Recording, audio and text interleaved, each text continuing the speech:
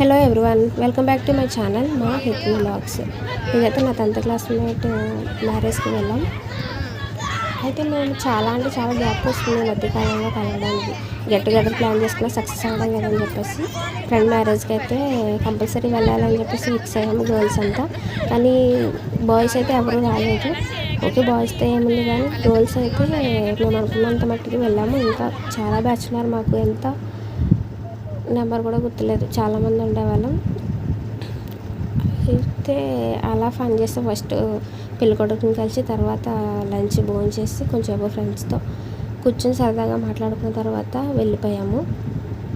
అయితే మెమొరబుల్ ఏంటంటే గుర్తుగా ఉంటుందని చెప్పేసి వీడియో నేను పోస్ట్ చేస్తున్నాను. ఇది తను నా క్లాస్మేట్ దుర్గా నాగేశ్వరరావు. అయితే వీడియో పోస్ట్ చేస్తున్నాను, ఏమనుకోకు. ఒకవేళ నా వీడియో చూస్తుంటే కనుక మన 10th బ్యాచ్ ఎవరైనా సరే ఈ క్లిప్ని పెట్టేశాను నేను. ఒకవేళ ఏమైనా ఇబ్బందిగా ఫీల్ అయితే కనుక ఒక మెసేజ్ చేయండి, నేను వీడియోని.